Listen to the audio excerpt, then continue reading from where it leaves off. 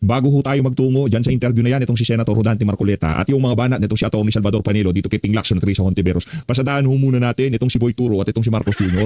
Nag-inspection na naman ho pagkatapos ho niyang naging reporter. Ngayon ho balik turo ho silang dalawa nitong si Vince Dizon. Di ho natin malaman kung ano mga pinagtuturo nitong dalawa na to. Pero isa ho ang ating sigurado ngayong mga panahon na to. Narrative shaping na naman ho ito. Siyempre, malapit na ho ang tag-ulan. Di ba? Marami na naman ang mga kalsada na lulubog. Marami na naman yung mga kanal na aapaw. Siyempre, kailangan ipakita ng presidente na nagtatrabaho siya sa mga ganitong klaseng kapanahunan. Panoorin ho natin, i-like at subscribe. Masaya na ho tayo dyan at sa mga susumali sa ating community. Yung join button nandiyan lang ho sa baba. Yan, grabe oh. Inaan lang natin ako na magdadab sa inyo. Ay, dadab ko. Yan oh. Boss, ayan, nakikita mo naman Pinapahukay ko na yan, boss. Si Vince Dizon, papaliwanag. Pawis na ako dito, boss. Tingnan mo naman yan. Tinuturo ko yan. Yan ang ating pag-asa sa 2028. Huwag ka magalala, boss. Ako bahala dito. Senador ako, senador. Yan oh. Banda, yan oh. Yan ang trabaho ko sa DPWH, boss. Magturo. Ayan oh. Yan ang-expertise ko. Vince Dizon, Boy Turo. Papakita ko sa iyo boss paano natin nakukunin yung mga basura dyan sa kanal na yan yan tingnan mo naman. Nagdi-dredge tayo dyan. Naglilinis pala ng napakalaking kanal na yan, ganyan. Ayan boss na, dalawang kanal. Makikita. Hindi ka naman tinitingnan ni Bangag. Anak ng toko. Yan ang sinasabi ko Vince, kung kausap mo si Marcos Jr., sigurado mo tinitingnan ka niya. Ayan yan Kita nyo ho yan. Yan na naman. Si Boy Turo, boss, nakita mo ba yun, boss? Yan ang aking trinabaho ngayong weekend na to. Kaya sigurado, hindi na sila manggigigil sa'yo, Grabe naman yan, Vince. Tingnan mo, boss, yung damit ko, pawis na pawis ako, ibig sabihin talaga nagtatrabaho ko. Yan. Optics, puro optics, ano kapit ng grabata. Wala na talaga tayong gagawin dito sa bansa na to kung hindi videohan itong si Marcos Jr. habang nantitrip Di ba? Nantitrip po siya. Ano pagkabalbalan yan? Hindi mo kailangan gawin yan. Kung talagang magiging epektibo yung ginagawa mo na yan, walang baha sa susunod na tag-ulan, okay? Yan. Basta ako tuturo lang ako, boss. Kunyari ganito, sabi ni Vince, nag-uusap tayo, okay? Pero alam talaga tayo pinag-uusapan. Optics lang naman, wala naman audio to. Basta kunyari ninunostra ko yung kamay ko na nagtatrabaho tayo, pero pag araw ng tag-ulan, sigurado lulubog yan. Kaya pag ganyan-ganyan pang nalalaman, ano pag ganyan-ganyan mo? Ang problema dito, kahit anong hukay nyo, kahit anong repair nyo, ang problema dito, yung pondo na para dapat sana hindi bumaha, naipasok mo sa malita at na-distribute na. Yan. Ano yan? Nagkakalkal ng basura itong si Sir. Siguro yung plastic na yon. Ito. Papakita ko sa inyo Yan. Yan, yung plastic na hawak-hawak na yan si Sir. Yan ang may kasalanan kung bakit magbabaha Metro Manila. Kaya palakpakan natin itong si Sir dahil sa kanya hindi na magbabaha dyan sa lugar na yan. Yan, kuha niya na yan. Yan ang dahilan kung bakit nagbabaha. Yan sabi ni Vince Dizon, nakuha na yung dahilan ng pagbaha. Yun yung hawak-hawak na itong si Sir. Tinuro niya yung pa-plastic Paturo-tulo talaga itong si Vince. Chen, malaki po ang epekto ng pagbaha dito, lalo na Kaya di ako nagtataka kung tawag ngayon dito kay Vince Dizon, Boy Turo Pero yung pawis niya na yan, summer lang po talaga kaya pinagpapawisan siya. ng G. Araneta Avenue at mga kalapit na Nangyari dyan. Sinira kalsada. May kumita na naman sa DPWH. Palakpakan. komunidad. Pambihira. Po kasi malakas ang ulan, Saan ho kaya rin-route itong kalsada na to para makapag-video at picture si Marcos Jr.? mabilis pong tumataas ang tubig dahil Oh. hindi na kinakaya ng dating drainage system natin Oh. yung volume ng tubig na nanggagaling sa San Juan River at iba pang daluyan. And base po sa flood study na ginawa, nakita na kapag umabot po sa pile cap level ang tubig sa Mariablo Bridge, parehong direksyon ng Araneta Avenue ay binabaha na. Ang epekto nito, hindi na Bilisan nyo. Iba yung iba yung kwento nitong si ate. At iba yung mangyayari sa tag-ulan, okay? traffic. Naapektuhan din ang kabuhayan ng tao, nahihirapan yung mga motorista natin, and pati yung emergency and rescue vehicles ay mahihirapan din pong makadaan. Kaya po, isinulong itong proyekto sa ilalim ng OPLAN, kontrabaha ng administrasyon ni Pangulong Bongbong Marcos, katuwang si Secretary Vince Dizon para mapalawak ang drainage capacity at mapabilis ang daloy ng tubig baha. Ang goal po nito is mabawasan ang lalim at tagal ng baha lalo na tuwing malalakas na pag-ulan po. So may baha pa rin talaga. Alam niyo, base po kanina ma'am, sa mga residenteng nakausap namin dito sa lugar, ang mga bagyong nagpabaha talaga dito ay yung bagyong Ondoy at itong recent lang na super typhoon Karina. Yes. Kailan po ba nagsimula or nasimulan itong proyektong ito at kailan po ang estimated date of completion? Ma'am, nagsimula po ito noong March 6, 2025. And sa ngayon po, target nating makumpleto ito this month para agad na mapakinabangan ng publiko po. Lalo na ngayong nagsisimula na ulit yung tag-ulan. Yun talaga yun Anyway, tapos na ang bulahan itong si Marcos Jr. at itong si Vince Dizon. Itong dalawang unggoy na to. Di ba, Vince? Good luck na lang sa'yo, Vince. Sa tingin ko, magiging suki ka na naman sa Senado dahil magbabaha na naman. Bakit alam ni PH Update na magbabaha na naman? Kasi yung pondo na dapat nga pipigil sa baha sa Metro Manila, ninakaw na ho nila. Magkano ba yung tubo na yan? Asan yung tubo? Asan yung tubo dito? Gusto ko makita yung tubo. Ayun. Magkano ba itong tubo na to? Itong tubo na to sa likod ni Marcos Jr. Magkano yan? Magkano yung tubo na yan? 200 million pesos. Anak ng toko. Mga kababayan, kung inaasahan nila na yan, tubo na yan, makakapagsalba sa problema natin sa mga susunod na araw, susunod na linggo, susunod na buwan. Anak ng... Nagkakamali ho kayo. Okay? Yung HDPE pipes o yung high density polyethylene pipes Oh. ay mas malalaki na at mataas ang capacity Yan. compared sa Taasan nyo yung capacity, yung pinakamataas na capacity, lagay nyo dyan, ha? lumang drainage lines natin. Ibig sabihin po nito, mas mabilis na makakaagos yung tubig ulan palabas ng drainage system natin, kaya mas mababawasan yung pag-ipon ng tubig sa kalsada po. Yung mobile pumping stations naman po, parang support system po siya, na kapag mataas na yung tubig sa ilog o kapag hindi na sapat yung natural flow ng drainage, tutulong po ito na mapabilis ang pag-pump out ng tubig baha para hindi ito manatili sa DPW. Anak ng toko, ang tagal naman ng kwentuhan na yun sa tabi ng kalsada. Nakailang minutes sila, pinorwal ko na 10 minutes. Nasa harap ng kalsada ang Pangulo. Wala ba talaga siya ng pagkakabalahan? Hindi yung bagay na yan. Sayang ang oras mo, sir ba? Binabayaran ka na sa bayan ng Pilipino, hindi para magpatayo-tayo dyan at magpagbulahan kay Vince Dizon. Upang Anak ng sumunod toko. sa direktiba ng ating mahal na Pangulo Oh. na magkaroon ng pangmatagalang solusyon sa Oh, kala mo naman naiintindihan nila yung sinasabi.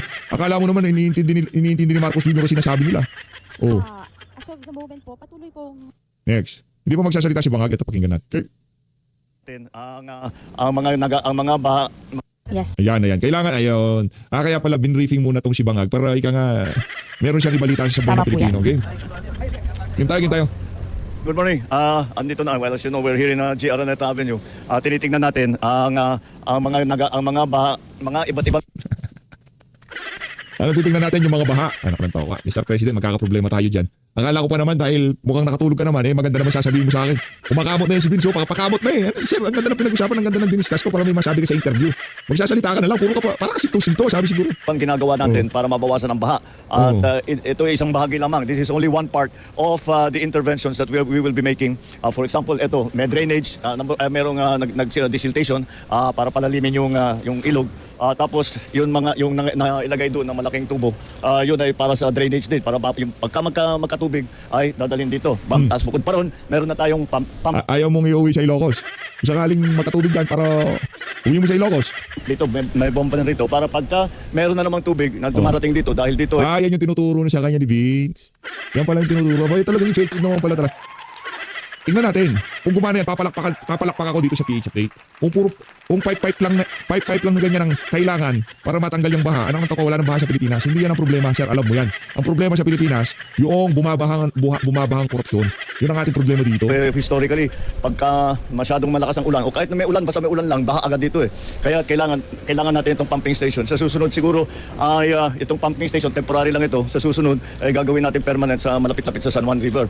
At isang bahagi lamang ito sa napakalaking plano. Ito yung mga pinapakita sa atin. Meron tayo kasing NOAA study na ginawa ilang taon na. Ngayon pa lang natin talagang ginagawa lahat ng mga rekomendasyon doon sa study na yon. Kaya halimbawa dito sa lugar na ito, kung titignan ninyo ang terrain dito, malalim talaga dito. Kaya dito pumupunta lahat ng tubig. At kahit kaunti lang ang ulan, nandito na kagad yung tubig. At pagka malakas ang ulan, lumalampas daw sa tao yung lalim ng tubig. Kaya but this is one of the areas that are critical. Kaya ito nandito tayo.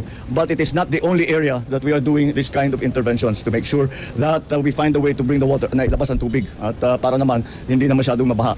Palagay ko pagdating ng tag-ulan, maghuhukay pa sila ng mga isang metro pa daw. Kulang pa daw yung pagkabaw. Kailangan talaga merong logo ng bagong Pilipinas at dapat binubulungan siya nitong si Vince. Kasi bango na si Vince. Huwag nang hawain si Vince. May sa lupa, isang metro pa daw. At malamang at mararamdaman na kaagad kapag tayo ay nasa tagulan na, ay makikita natin na malaking mababawasan. Yun lang talaga. Yun lang pala eh. Okay na yun. Sige na. Kung marami mababawasan, papalakpakan namin kayo dyan. Gusto ko na marinig ang mga punto de vista nito si Atty. Salvador Panelo kung nito sa mga nangyari kahapon dyan sa Senado. Okay? Yung ginawa ni Senadora Cayetano, na umiiyak siya, nagagalit dahil sa inasal, yung Tiberos, at ang mga minority na nagsasabing walang seeds. Paano nga masasabi niyong walang seeds? Wala naman kayo doon. Yung. Tama yung sinasabi niya, nasaan ba kayo? Nung nagkakagulo kami rito, nung naka-amba, yung mga bala sa amin, umalis kayo eh. Alam niyo na may gulo. Ito namang si Lacson, magpapaliwanag siya, umalis daw siya. Kasi nakausap niya yung NBI head na wala naman daw utos, hindi naman daw nakapaligid sa kanila. Kung hindi ka ba naman tinamahan ka na magaling Lacson, ang kinonsulta mo yung kalaban nyo, kasi ang kalaban nyo doon at that time, NBI, sinasalakay nga yung inyong lugar eh. Dahil may gusto silang arrestuin, hindi nila pinadaan sa regular na coordination, sasabihin mo sa Senate President, meron kayong warrant of arrest, pagkatapos pupuntahan nyo si Bato, hindi, ginawa ninyo eh. Gusto nyo kalad ka rin kagad eh. Hindi nyo pinakita ang warrant of arrest. Madali sabi, Lacson, bakit ka nakikinig sa kalaban na walang assault, kaya ka umalis, hindi mo nga tinignan kung yung mga tao mo, nakauwi na nga. nauna ka na. O kung hindi ka man nauna, may mga naiwan, hindi mo naman chinek yun eh. And even assuming na nakaalis sila, paano naman yung iba? Hindi mo malang tinignan yung mga ibang empleyado. Yun. Kung ano na ba ang kalagayan nila. Kaya ang gagaling ninyo magsalita na walang pagsalakay ng ginawa. There was no seeds in the sense na hindi natuloy yung pagsalakay pero nagkaroon ng pagtatangka. Kaya nga nagkaroon ng putukan eh. Kaya nagkaroon ng warning shot. O, hindi sila nagkaintindihan. Kahit ano sabihin mo, merong pagtatangkang pagsalakay. Dahil nagkabarilan nga eh. O, kaya natural lamang yung kay Senadora Cayetano na sumama ang loob sa inyo. Hindi man lang daw kayo tumawag. Nakauwi na kayong lahat ng minority. Nakatawag ba kayo? Oh, kumusta na kayo dyan? Ano na ba nangyayari dyan? Wala. Nihay-nihoy. O yun. Yun ang problema sa inyo. Ang gagaling nyo magsalita sapagkat wala kayo doon. O yan sa akin, kaduwagan nyo, yung ginawa ninyo. Sapagkat sinasala kayo yung institusyon nyo, dapat na natili kayo doon. Hindi pinabayaan nyo nang maiwan yung mga tao doon. Eh paano pala kung nagkatuloy-tuloy yung mga barilan doon? Hindi na ito. Marami sana nang namatay. O siyempre, takot kayong madamay, kaya umalis na lang kayo. Walang katotohanan dyan. Pagdating naman doon sa katanungan about Robin Padilla, may paliwanag na nga siya doon. Sabi niya, bakit ba kayo tanong ng tanong? Nandun naman sa video, merong investigasyon. Hayaan niyo na muna mag-imbestiga. Para pag nag-imbestiga at meron ng findings, saka ako magsasalita. Kung ano man ang dapat niyong sabihin. No? Ang kukulit nyo rin kasi. Ayan, Atty. Sal. Samantala, yung kaugnay nga sa issue ng TRO na isinampa or dinulog ni Senator Bato ay tinanggihan nga ng Supreme Court ang ang hinihiling na temporary restraining order ng ni Senator Bato de la Rosa kaugnay sa posibilidad ng kanyang pag-aresto sa anumang warrant mula sa International Criminal Court o ICC. Alamin natin sa ulat ni Aaron Rojas. Sa Brad News. Yan po, Atty. Sal. Ano po masasabi niyo sa pagkakatanggi ng Korte Suprema sa TRO na isinampa or idinulog nila Senator Bato? Eh kung nanonood si Senator De La Rosa ngayon at yung abogado niya, ang sasabihin ko sa kanilang dalawa, I told you so. Sinabi ko na sa inyo na hindi din na yan, mga pinail nyo yan. Kasi mali ang pinail nyo. Mali ang Hindi pinail. dapat certiorari, writ of amparo, at TRO, injunction. Dapat kako, i-file nyo ay habeas corpus. Sabi ko doon sa abogado, nagkamali ka na nung pinag-file ka ng certiorari para kay Presidente Duterte, kaya nadala yan sa iyo. Habeas corpus dapat ang inahain mo. Nagkamali ka na, ngayon nagkakamali ka na naman. Hindi kayo nakikinig eh. Nako. Kasi ang problema, bira lang kayo ng bira na hindi nyo pinag-aaralan mabuti. Kaya nasisemplang. Kung nag-file ba kayo ng habeas corpus, di tapos na yan that very day, na-resolve na ng Korte Suprema yon. Hindi mo kailangan ng TRO na doon sa habeas corpus. Kasi ipapatawag na si Bato, patatawag ng NBI. Tatanungin, bakit mo inaaresto yan? Bakit ginugulo mo? Bakit mo nire-restrict ang movement yan? Kasi po may warrant of arrest. Warrant of arrest galing saan? Galing sa ICC. Bakit? Meron bang kapangyarihan yan? Di-discuss. Kung doon mismo sa araw na yon, magkakaroon na ng diskusyon. Mariresolve na kagad. Bibigyan ko ba ito ng writ o hindi? Kung nabigyan, di okay na. Tapos na kagad ang kontrobersya. Hindi na siya ma-arresto. Dahil sasabihin ng Supreme Court, bibigyan kayo, balik kayo dyan. Wala, hindi nila sinunod eh. Kaya yan ang problema. Kaya ang payo natin sa mga abogado, lalo na yung tulang kayo sa karanasan, para lang magkaroon kayo ng publicity, bira kayo ng bira. Merong isang bagong abogado na gusto rin mag-senador. Kaya nasemplang siya ng mga ordinaryong mga reporter lang. Nako. Dahil hindi niya may paliwanag ang sarili niya doon sa mga petition na pinahin nila. Yun ang sinasabi natin, maging maingat kayo. Kaya tuloy Balagbag talaga tong si Atty. Salvador Panelo. Hindi, ganito lang naman kasi yan mga kababayan. Gusto rin lang naman itong si Atty. Panelo, di para doon sa kapakanan itong si Senator Bato de la Rosa. Umabot na tayo dito sa punto na to na nagkasisya na, ganyan na nangyari, hindi pinagbigyan yung TRO nitong si Senator Bato de la Rosa. Magkaganon pa man, ano na lang umasa na lang tayo siya mas magandang kalagayan itong si Senator Bato sa mga susunod na panahon. Kasi pagka nahuli ho talaga siya ng NBI, PNP ngayong mga panahon na to, diretsong dahig ho talaga siya mga kababayan. Ano na lang, panalangin na lang ho natin itong si Sen Bato na mapunta siya sa mabuting kalagayan. Wala siya sa bingit ng kapahamakan at wala siya sa kalagayan na malapit siya dyan sa dahig Netherlands. Siga nga. loko-loko na rin yung panay ninyo dahil dyan eh. Kung ingatan yung mabuti, mag-aral muna kayo ng gusto bago kayo gumawa ng mga bangin. Yung publisidad, makukuha niyo yan sa tamang mga galaw. Magkakaroon nga ng publisidad, kaya lang yan, ang trending, masama ang ginawa ninyo. Yan. Pero sa tingin niyo po, Atty. Sal, kung ipa-file ulit nila itong habeas corpus na petition, igagrant pa po ba ng Supreme Court kung sakali? Dapat nga noon pa eh. Kung baga, nag-rule na nga sila na wala TRO at saka pag-aaralan pa nila yung mga issues na ni-raise. Kasi yung mga ni-raise na yan, kung noon, doon sa habeas corpus lang, tapos na kagad ang usapan na yan, hindi na aabot sa ganitong kahaba-haba. Ayan. Maraming salamat po, Atty. Dapat pala habeas corpus ang ipinail. Hindi naman ho tayo marunong dito sa batas. Kung ano nga lang sasabihin nitong si Atty. Panelo, Atty. Strelly Tuturion, kung sino man abogado nagsasalita, hindi naman ho natin alam yung mga termino na yan. Hindi ho tayo abogado.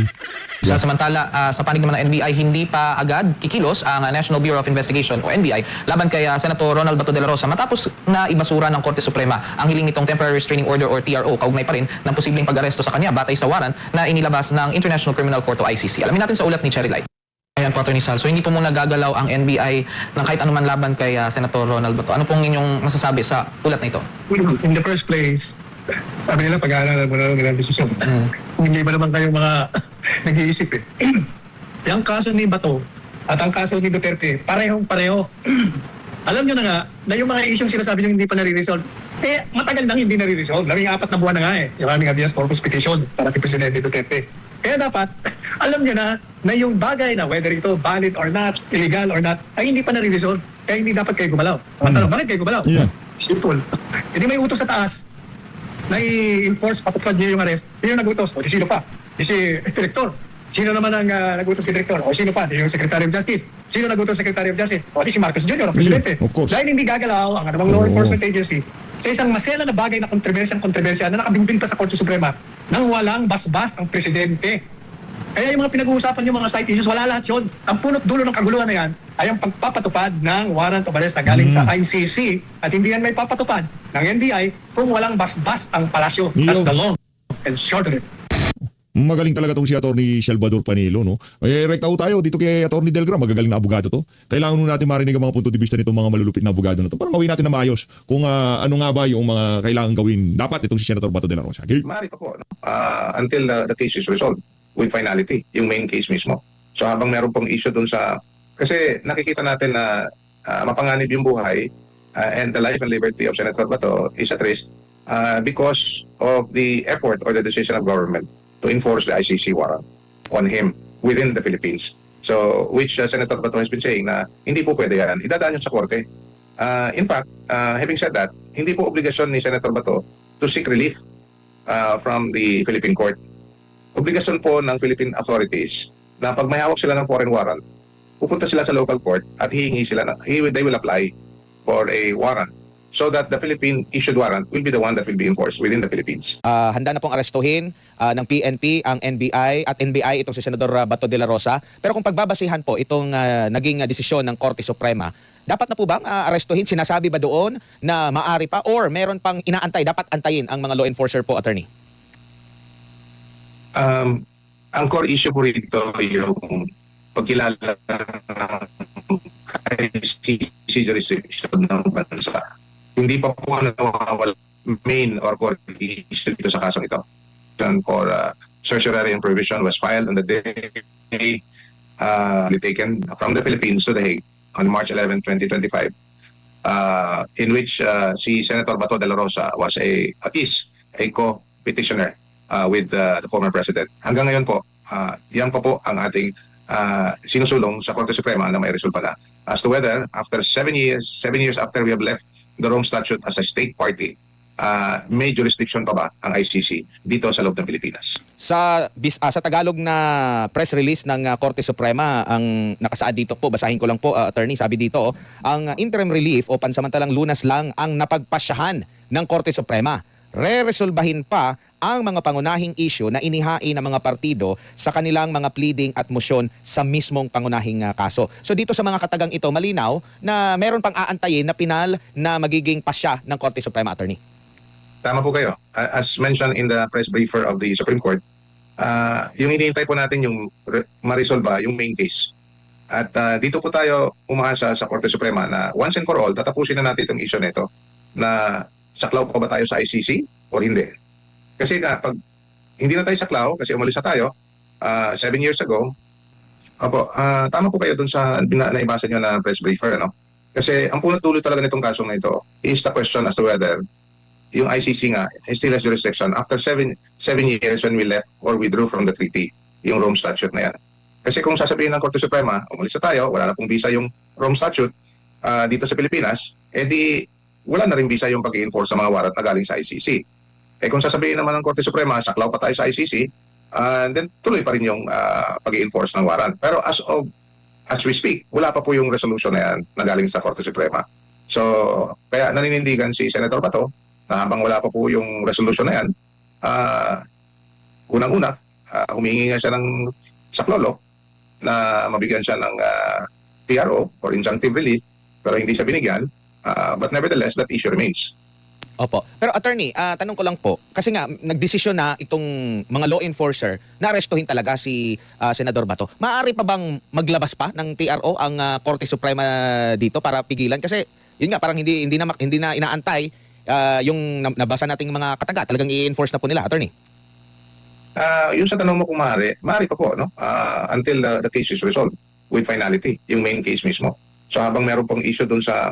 Kasi nakikita natin na mapanganib yung buhay and the life and liberty of Senator Bato is at risk because of the effort or the decision of government to enforce the ICC warrant on him within the Philippines. So, which Senator Bato has been saying na hindi... in fact, having said that, hindi po obligasyon ni Senator Bato to seek relief from the Philippine court. Obligasyon po ng Philippine authorities na pag may hawak sila ng foreign warrant, pupunta sila sa local court at hihingi sila they will apply for a warrant so that the Philippine issued warrant will be the one that will be enforced within the Philippines. Ganun po yung pananaw natin dito. Opo. Mahirap naman na kikilalanin natin yung ICC as an extension of our judicial system within the Philippines. Matagal na po tayong malaya na isang bansa sovereign, meaning when we talk about sovereign nation, we're actually saying that we are free and independent nation, able, willing, and competent to conduct the affairs of the nation in all aspect of governance. Kasi dinefine na natin na yung governance na yan is in the three branches of government. Executive, legislative, and judiciary. So it's now up for the court to determine the life and liberty of a Filipino citizen within the Philippines. So ang mag-uupo po niyan, yung Philippine court, hindi yung korte na tagalabas. Opo, attorney, may gabi, sir. Si MJ po ito. Nakausap po namin ng isa pong Dr. Kahap kagabi. Isa po siyang international law expert. At sinabi niya po na meron palang karapatan itong si Senator Bato to seek an interim release habang wala pang proper trial doon sa bintang sa kanya o doon sa kaso na pinupuko sa kanya. Sa side kasi ni FPRD, ang Philippine government daw mismo ang nag-waive sa karapatan ng dating presidente na magkaroon ng interim release nang ito'y agad-agad ipadala sa The Hague para po doon ipakulong. Ano masasabi mo doon, sir? Klaruhin ko lang yung tanong mo, MJ, no? Yes, sir. Saan siya kukuha ng interim relief? Dito o doon sa ICC? Dito, sir. Hindi ko kasi nakuha yung dito sa Pilipinas. Opo. Tama po. Dito sa Pilipinas. Kasi nasa Pilipinas siya, Pilipino siya, and he can seek interim release here. And that's precisely what we're trying to do with his legal team. Kaya nga lang, when we filed the motion last week, hindi nga napalad na binigyan ng TRO. We all know, pwede ko nang klaruhin ito dito. We all know na pag if the warrant, the ICC issued warrant will be enforced at maaresto si Senator Bato, wala pong patutunguhan yan kung hindi aalis ng Pilipinas at pipilitin dalhin sa Hague. Lahat ng mga nagsasabi na gusto na nilang arestuhin, lahat, no exception, including the Philippine government, they will bring Senator Bato to the Hague. So, ano pa kung may lagay na siya sa jurisdiction ng ICC? What are we to resolve? That's precisely why the difficulty of having two courts having jurisdiction over the former president. The ICC insists that they have jurisdiction over the former president, and yet we have pending petitions, and the petition of which kasama si Senator Bato, including the 3 habeas corpus petitions na ipinail ng tatlong anak ni former President Rodrigo Duterte. So, yun po, nagbanggaan na tayo rito patungkol dito sa kung sino may jurisdiction patungkol dito sa kasong ito. And that's the reason why we keep on insisting that the Philippine Constitution will have to be applied within the Philippines, covering all Filipino citizens. Opo, sir, ito pong International Career Support Association o ICSA. Isa po itong UN NGO. Nag-file po sila ng statement doon po sa United Nations. Nag-submit sila doon ng kanilang panig at sila po ay nakakusa sa Marcos Jr. government na ginagamit na raw yung ICC laban kay dating Pangulong Rodrigo Duterte. Itong ganitong mga petisyon o mga liham o mga statements na isinusumite po sa United Nations, ito ba yung makatutulong, sir, sa kaso ng dating presidente? Anything that will bring out a public and international appeal insofar as the illegality of the arrest and the forcible taking of former President Duterte to the Hague would help the cause of the former president, and that includes the cause of the millions of Filipinos who have been praying and supporting for him. No? Pero meron din nagsasabi na kahit na anong apila yan, saang apila, gaano karaming apila, hindi pa rin makikinig yung ICC kasi sa sinabi na nila, may jurisdiction yung korte, itutuloy namin yung kaso patungkol kay former President Duterte. So, but whatever is the case, hindi tayo hihinto. Ang pag-alam ko, yung sinasabi mong grupo, Hindi nga yan grupo ng mga Pinoy solely, no? Opo. It's an international organization. So ibig sabihin, pati yung mga dayuhan na nakikita nila na hindi tama yung treatment kay former President, tumutulong na rin na mailabas yung kwento, yung totoong kwento na hindi nga tama yung ginawa kay former President Rodrigo Roa Duterte. Okay. Nakikita ko sa screen nyo yung pag-appear ni former Executive Secretary Bingbong Medialdea, no? During the first and only hearing, at the first hearing where the former President appeared. And I recall that in his manifestation, si former Secretary Medialdea was saying na yung nangyari kay former President Rodrigo Duterte was no less than extraordinary rendition or otherwise termed as kidnapping Kidnapping. out of the Philippines to The Hague. Opo, sir, anong komento ng legal team? Doon po sa naging cell monitoring ng ICC kay FPRD dahil na po sa kanyang chronic physical ailments. May komento rin po ba ang pamilya dito sa naging hakbang? Hindi ko po naikwento, hindi ko naitanong kung sa pamilya patungkol dyan sa nangyayari kay former President. Pero nakakabahala, nakakagalit sa nangyayari sa kanya. The motion that the former Counsel Kaufman filed to verify yung mga reports na natutumba nga yung former President. Dahil nga sa edad niya, alam natin na may kapansanan siya. Totoo nga, totoo. Pero na-watered down. If you look at the statement of the ICC registry, I see a rare occasion, can you imagine? Kung sino yung mga nakakakilala kay former President na hindi pa siya dinala sa Hague. Natutumba na. Alam Natutumba ho siya sa mga, sa pagsasalita niya sa mga entablado, natutumba ho. natin na mahina na siya maglakad at merong nga umaalalay sa gilid kasi nga natutumba. Ngayon, mahigit isang taon na siya doon and it's not well taken care of, including the kind of food that he's supposed to eat to nourish his body. What do you expect? I would not be surprised if there will be, I hope not, matutumba na naman siya. Yan ang problema doon. Talagang very frustrating that you hear this news. Kaya ang panawagan ko, iuwi na siya sa Pilipinas. Panawagan ng karamihan, hindi lang po ako. Iuwi na siya sa Pilipinas. They want to continue with the case, let them continue with the case. In fact, his prayer for interim release was denied because allegedly he's a flight risk. Sino maniwala dyan? Natutumba nga na nga yung tao. Opo, tsaka Grabe, randam ko dito kay Atty. Delgra na talagang yung kagustuhan, hindi lang naman siya, pati yung mga kababayan natin, social media, mainstream media, makikita niyo ho yung mga komento sa mga ganitong klaseng video na bring him home. At yan ho ang ating dalangin. Sana sa lalong madaling panahon makauwi na ho itong si dating Pangulong Rodrigo Duterte. Kahit na DDH ka, DDS ka, yung maisip mo lang na merong isang Pilipino na liniliti sa isang banyagang bansa. Napakasakit ho ng mga kababayan. Ewan ko lang, doon sa mga babayaran, kung nasa normal kang kaisipan na diehard Duterte haters, 80 anyos na individual nakakulong sa isang banyagang bansa na kung saan ngayong mga panahon na to di natin malaman bilang isang Pilipino napakasakit nun. Ngayon kung ikaw ay bayarang vlogger at bayarang supporter talagang napaka-ruthless mo. Kahit kay Marcos Jr. o mga kababayan, di ko natin nanaisin yung mga bagay na yan na ginawa nila kay dating Pangulong Rodrigo Duterte. Personally, sa PH Update, alam ko marami galit dito kay Marcos Jr. Bakit galit tayo? Pero bilang isang Pilipino, kaya natin dito sa Pilipinas na litisin yung sino mang Pilipino na dapat natin parusahan. Di ko natin kailangan yung mga puti na yan. Yung pagiging colonial mentality, tanggalin ho natin yan. Magaling yan, puti yan, ganito yan, wala. Yung kinakain din natin. Yung paraan ng pag-iisip nun, ganun din. Merong dalawang kamay, merong isang ulo, meron din. Di ba? Pare-pares lang tayo. Kaya huwag sabihin itong mga puti na to na superior sila sa atin. Ganun ang dating parang, kami nalilitis, di nyo kaya kasi. No, di kaya. Walang ebidensya. Maraming salamat mga kababayan. Dito ko lahat. Mahal natin Pilipinas.